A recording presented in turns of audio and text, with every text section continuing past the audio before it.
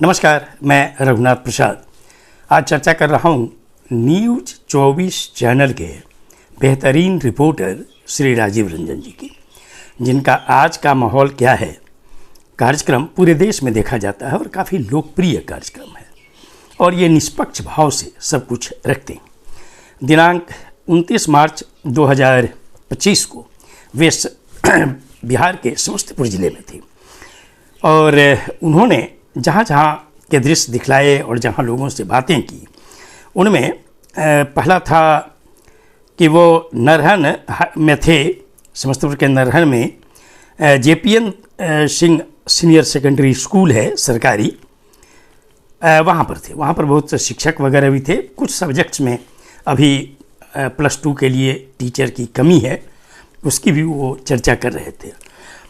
लेकिन जो दो बातें मैं यहाँ पे स्पष्ट करना चाहूँगा कि हो सकता है कि मिस इन्फॉर्मेशन के कारण ये बातें हुई। वहाँ पे जब ये पता लगा कि मैट्रिक में इंग्लिश कंपलसरी है लेकिन उसे पास करना कंपलसरी नहीं, और वहाँ शिक्षक लोगों ने कहा कि ऐसी व्यवस्था 15 वर्षों से है, तो मैं यहाँ पर ये कहना चाहूँगा कि वर्ष 1967 में संयुक्त विधायक दल की सरकार बनी थी बिहार में, जिसमें संयुक्त सोशलिस्ट पार्टी, जनसंघ, कम्युनिस्ट, ये सभी पार्टियां शामिल थी। उसमें जननायक कर्पूरी ठाकुर जी डिप्टी CM थे और उनके पास एजुकेशन और फाइनेंस पोर्टफोलियोज था।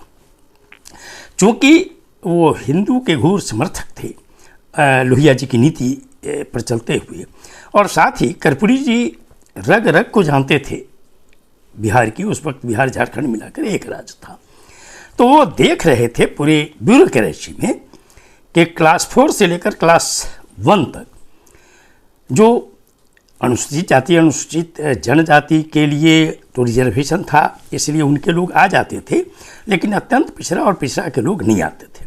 अत्यंत पिछड़ा में मुस्लिम की भी जातियाँ सम्मिलित हैं, और उन्होंने बहुत अच्छी तरह देखा था कि SC, ST, MBC, BC बच्चे जो हैं वो बड़ी संख्या में अंग्रेजी में फेल कर जाते हैं मैट्रिक में, और चूँकि अंग्रेजी में फेल कर जाते हैं इसीलिए उनका कॉलेज का दरवाज़ा बंद हो जाया करता था, और इसीलिए सरकारी नौकरी में वो क्लास 4 और क्लास 3 तक की नौकरी भी प्राप्त करने में उनको मुश्किल होती थी।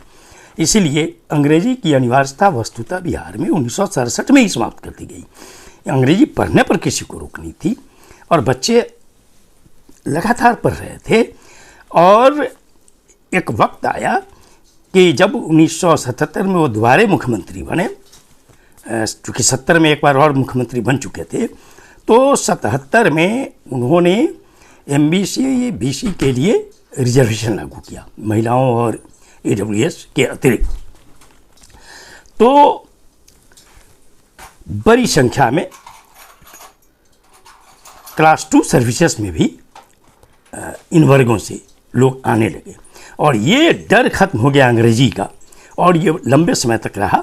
बीच में अंग्रेजी को, जैसा कि जो शिक्षक लोग कह रहे थे कि कंपलसरी किया गया था, जिसको फिर श्री लालू जी जब मुख्यमंत्री हुए तो उसको कंपलसरी वाले से हटा दिया गया। ये कोई बहुत बड़ी बात नहीं है, और बिहार के बच्चे अंग्रेजी की अनिवार्यता नहीं है, अपियर होना जरूरी है, और इसके बावजूद भी सरकारी स्कूलों से निकले हुए बच्चे बहुत बड़ी संख्या में JEE में कम्पीट करते हैं, नीट में कम्पीट करते हैं, स्टेट पब्लिक सर्विस कमीशंस में कम्पीट करते हैं, और UPSC में भी कम्पीट करते हैं। इसलिए एक तो ये सुधार मैं करना चाहूँगा कि शिक्षकों को ये बात बतानी चाहिए थी, जो राजीव रंजन जी को हो सकता है कि इनको जानकारी नहीं रही होगी। 1967 में से ही अंग्रेजी की अनिवार्यता समाप्त कर दी गई, और वहाँ पे वो थे और उन्होंने देखा होगा कि साक्षी कुमारी जो बिहार बोर्ड की मैट्रिक परीक्षा में टॉप किए, उनके घर को भी देखा कि कितना छोटा घर है, और एक जिसमें कि उनके दादा दादी, माता पिता सब लोग रहते हैं, वो टीन के सेट से बना हुआ है। तो इस गरीबी में उस बच्ची ने टॉप किया, ये बहुत बड़ी बात है। तो प्रतिभा को राजीव रंजन जी समझ गए होंगे कि बिहार में अंग्रेजी की अनिवार्यता नहीं रहने के बाद भी बच्चे हमारे बहुत ही अच्छा कर रहे हैं। दूसरा, उसके बाद वो गए कर्पूरी ग्राम, जो पहले पितौजिया हुआ करता था, और वो एक घर के सामने खड़े हुए और उन्होंने रिपोर्टिंग में ये कहा कि ये कर्पूरी जी का घर है। मैं यहाँ पर एक सुधार करना चाहूँगा कि कर्पूरी जी की पुश्तैनी झोपड़ी थी और उस झोपड़ी को हटाकर बिहार सरकार ने उसको चूँकि एक्वायर कर लिया उतने जगह को, उस झोपड़ी वाले जगह को, और एक्वायर करके वहाँ पर एक कम्युनिटी हॉल बना दिया गया और वहाँ पर कर्पूरी जी की प्रतिमा लगा दी गई, जहाँ हर साल 24 जनवरी को जयंती मनाई जाती है और 17 फरवरी को उनकी पुण्यतिथि मनाई जाती है। और जयंती में तो जो भी मुख्यमंत्री रहते हैं वो वहाँ पर जाते ही हैं, करीब करीब कंपलसरी पे में। तो कर्पूरी जी की झोपड़ी हटाकर कम्युनिटी हॉल बनाया गया।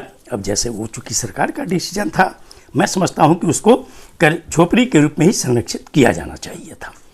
मुझे लगता है कि जो उस ग्राम में कॉलेज है वहाँ पे शायद एक प्रतिकृति बनाकर रखी गई है। और राजीव रंजन जी जहाँ पर खड़े थे जिस घर पर, मैं समझता हूँ कि माननीय केंद्रीय मंत्री श्री रामनाथ ठाकुर जी, जो बड़े पुत्र हैं कर्पूरी जी के, उन्होंने अपना एक घर बनाया है स्टेशन के करीब, शायद वो उस घर के सामने रहे होंगे।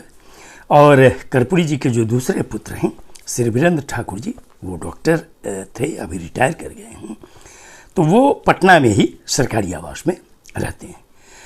तो जो बार बार वो कह रहे थे कि कर्पूरी जी के घर के सामने खड़े हैं, तो मैं ये सुधार करना चाहूँगा कि कर्पूरी जी ने झोपड़ी में जन्म लिया और झोपड़ी में ही आजीवन रहे, उनके माता पिता सभी लोग। और मैं पुनः उनके विषय में कहूँगा राजीव रंजन जी के संबंध में कि आज के समय में जब मीडिया का रोल ज़्यादातर लगभग एक पक्षीय हो गया है, उस परिस्थिति में ये न्यूट्रल वे में न्यूज़ को रखते हैं। ये वीडियो आपको अच्छा लगा हो तो निश्चित तौर पर लाइक करें, शेयर करें। अब तक मेरे चैनल को आपने सब्सक्राइब नहीं किया, सब्सक्राइब करें, बेल आइकन को टच करें ताकि मेरे हर आने वाले वीडियो का नोटिफिकेशन आपको तुरंत मिल जाए। आप सभी लोगों के लिए शुभकामनाएं। धन्यवाद।